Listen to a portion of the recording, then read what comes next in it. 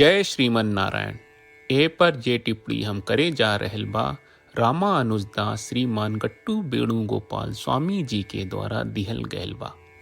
अध्याय 7 ज्ञान विज्ञान योग श्लोक 19। बहूनां जन्मनामन्ते ज्ञानवान् मां प्रपद्यते वासुदेवः सर्वमिति स महात्मा सुदुर्लभः। ओम।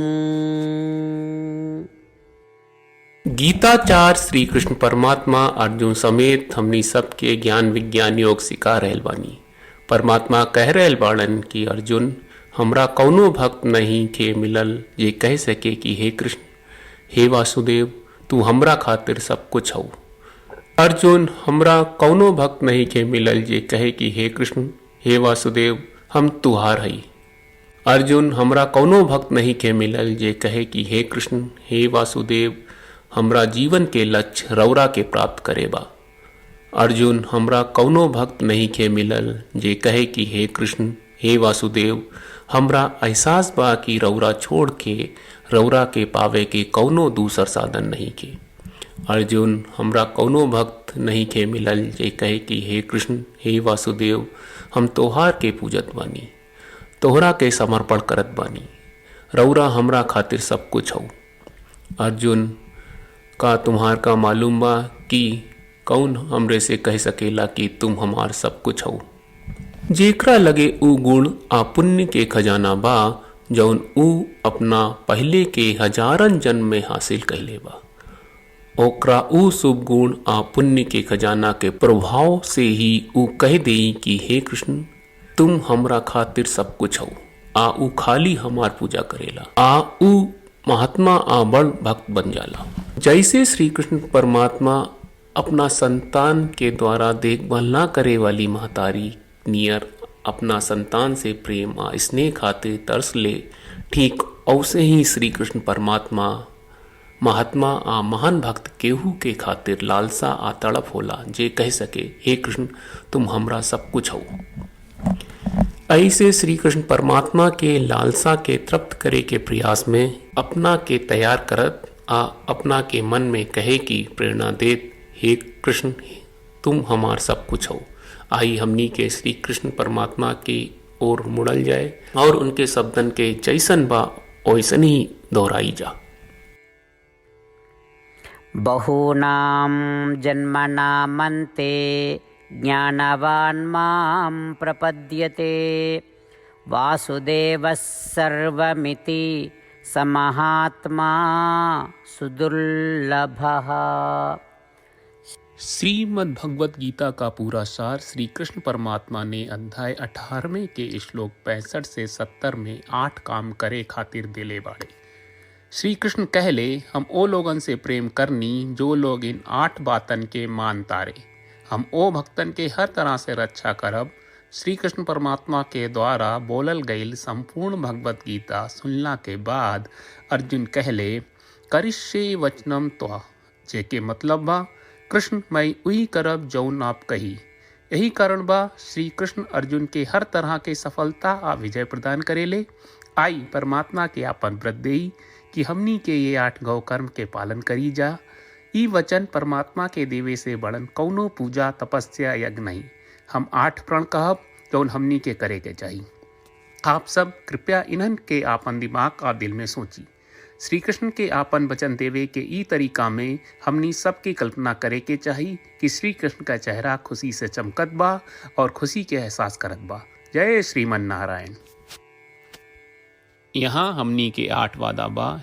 हमनी के पहला वादा, हे श्रीमन नारायण, आपका निर्देश के मुताबिक हम हमेशा तोहार ध्यान करब और तोहार बारे में सोचब। हमनी के दूसर वादा, हे श्रीमन नारायण, आपका सलाह का अनुसार हम हमेशा आपका भक्त रहब। हमनी के तीसर वादा, हे श्रीमन नारायण, हम आपन सब काम तोहरा सेवा के रूप में और तोहरा संतुष्टि खातिर करब। हमनी के चौथा वादा, हे श्रीमन नारायण, जैस की आप माने के कहले रहलू, हमरा बहुत विश्वास बा कि हम आपके होई और हम हमेशा आपन दोनों हाथ जोड़ के आपके नमस्कार करब और आपकी पूजा करब। हमनी के पांचवा वादा, हे श्रीमन नारायण, हमरा के तोरा बात माम एकम शरणम ब्रज 1866 याद कहले, जहाँ आप हमरा के आपन का अर्पित करे का कहा। श्रीमन नारायण, मैं हमेशा तोहरे शरण में रहब। हमनी के छठवां वादा, हे श्रीमन नारायण, हमरा के तोहरा बात माँ सुचहा 1866 याद कहले कि आप हमनी के शोक ना करे का आश्वासन दे रहे बड़े, हम अब और शोक ना करब। हमनी के सातवां वादा, हे श्रीमन नारायण, आपने हमरा खातिर श्रीमद् भगवत गीता के वितरण करके हम सबके कृपा कहले और आशीर्वाद दहले बा। हम वादा करत बानी कि रोजाना कम से कम एक श्लोक पढ़ब या सुनब। हमनी के आठवां वादा, हे श्रीमन नारायण, आप गीता के पूरा मानवता तक ले गयलू। हम गीता में आपके दिव्य वचन के उन भक्तन तक पहुँचावे के प्रयास करब जे गीता से अपरिचित बा। हे श्रीमन नारायण, हम उई करब जौन तू करे का कहब। हम ऐसन व्यवहार करब जैसन आप चाहत बानी और हम खाली आपका खातिर काम करब। श्रीमन नारायण के रोज आपन वचन देहल कि हम ओइस करब जैस आप कहत बानी, ई अपने आप में बड़न पूजा बा। श्रीमन नारायण, करशे वचनम त्वा। श्रीमन नारायण, हम तोरे निर्देश के मुताबिक काम करब। सर्वम श्री कृष्ण अर्पणम अस्तु। जय श्रीमन नारायण। बहूनां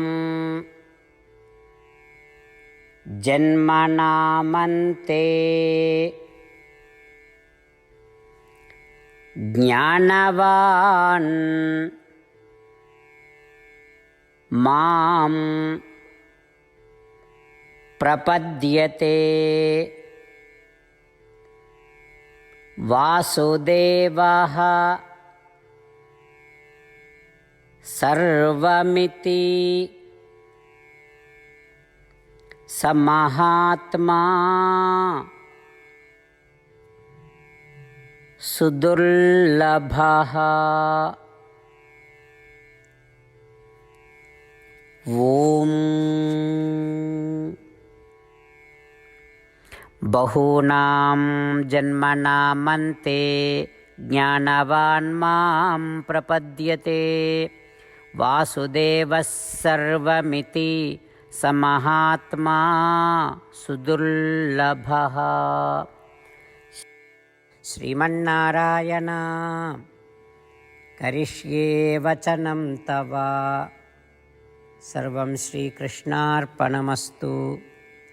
जय श्रीमन्नारायण।